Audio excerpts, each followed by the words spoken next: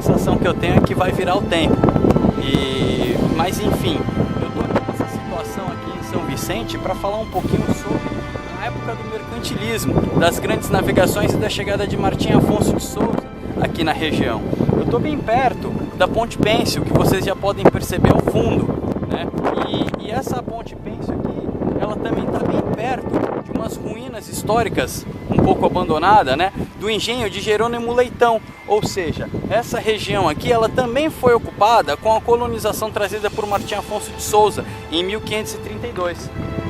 Pode-se dizer que a saga das grandes navegações de Portugal e Espanha começou com a busca de novas rotas alternativas para as Índias. Desde as cruzadas, antigas rotas comerciais renasceram na Europa para trazer do Oriente as cobiçadas mercadorias conhecidas como especiarias das Índias. Essas rotas, porém, passavam em sua grande maioria pelo mar Mediterrâneo, cujo mercado era monopolizado pelos navegadores genoveses. Portugal, por sua vez, vivenciou a precoce centralização da monarquia devido à luta contra os árabes que se instalaram na Península Ibérica. Além disso, a monarquia passou a estimular o comércio e a expansão portuguesa pela costa da África. Ao longo do século XV, os portugueses instalaram uma série de entrepostos, como por exemplo Ceuta, Açores. Finalmente, Bartolomeu Dias conseguiu contornar o extremo sul da África, conhecido como Cabo da Boa Esperança. Essas viagens, junto com o contato com os navegadores genoveses, levou os portugueses a acumular um vasto conhecimento na navegação no Oceano Atlântico. O problema é que,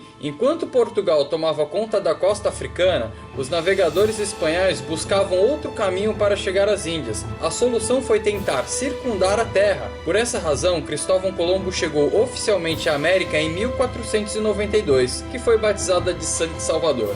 Por essa razão, os dois países firmaram o Tratado de Tordesilhas, que dividia as terras recém-descobertas entre Portugal e Espanha. Foi preciso que a Igreja Católica mediasse o impasse, primeiramente com a bula intercoeteira e depois o famoso Tratado de Tordesilhas. Vocês não acham que é estranho que Pedro Álvares Cabral tenha chegado por acaso em uma terra que já tinha sido dividida anos antes? Essa história toda é difícil dizer quando ela começa, mas pelo menos das grandes navegações a gente tem aí a busca de Portugal por novas rotas para as Índias, né? E nessas buscas, Pedro Álvares Cabral oficialmente teria chegado aqui na região em 1500, mas antes dele, Vasco da Gama já teria passado provavelmente bem próximo pela costa brasileira e encontrado indícios de terras, né? Indícios de terras e que caberia ao Pedro Álvares Cabral investigar. Pois bem, desse período de 1500 até 1532, o Brasil não foi colonizado de fato, né? E essa região aqui do litoral, ela foi explorada principalmente pelo porte do pau-brasil com a ajuda dos náufragos. Então provavelmente essa região aqui, ela tem presenciado aí os náufragos, né? Pessoas que eram degradadas ou náufragos que eram abandonados aqui no litoral, e essas pessoas elas faziam contato com os índios, e através dessas pessoas foi possível a exploração, por exemplo, do pau-brasil e a exploração de escravos indígenas de tribos inimigas, né?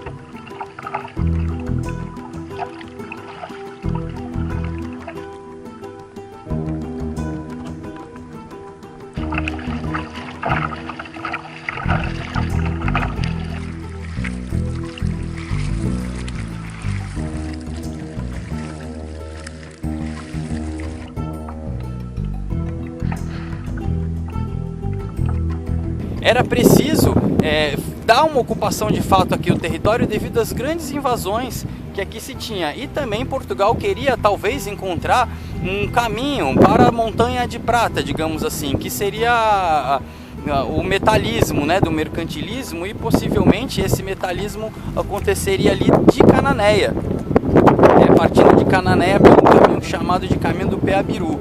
Mas até então a gente não tem muitos documentos históricos acerca disso, mas de fato Portugal queria sim dar uma ocupação aqui para a região.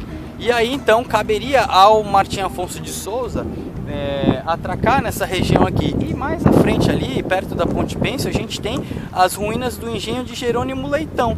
Esse engenho ele ficava aqui na região e através dessas vias fluviais, desses caminhos que eu estou percorrendo agora, é que se fazia todo o trânsito aqui da região, principalmente dessa mercadoria. E o primeiro porto alfandegado que se tem notícia do Brasil foi ali, o Porto das Naus, né? O Porto das Naus, que ficava bem perto do engenho de Jerônimo Leitão, e que eles foram destruídos pela invasão do pirata Spielberg em 1612. Ao que parece, o primeiro povoado de São Vicente foi destruído por uma forte ressaca marítima na década de 40, o que fez com que o povoado de Embu-Guaçu crescesse. Posteriormente, foi instalado o Porto das Naus próximo à Ponte Pêncil e o engenho de Jerônimo Leitão.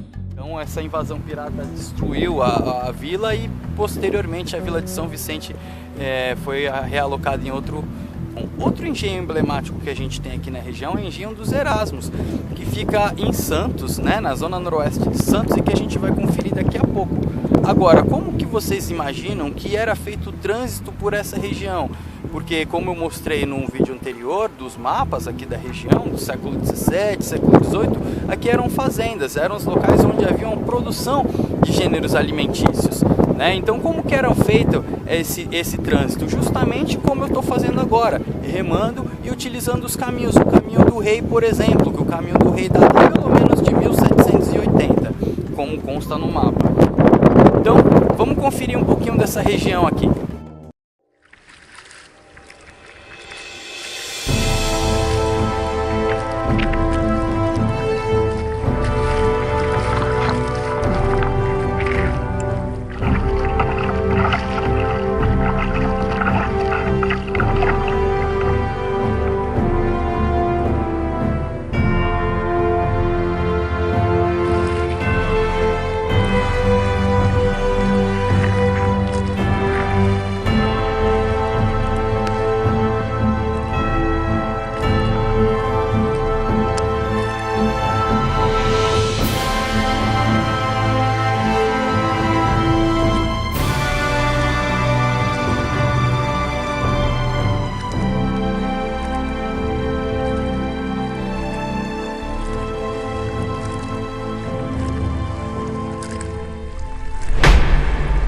Não percam a continuação da história de São Vicente de Santos nos tempos coloniais nos próximos vídeos. A gente se vê em breve aqui, em Caçadores de Horizontes. Tchau!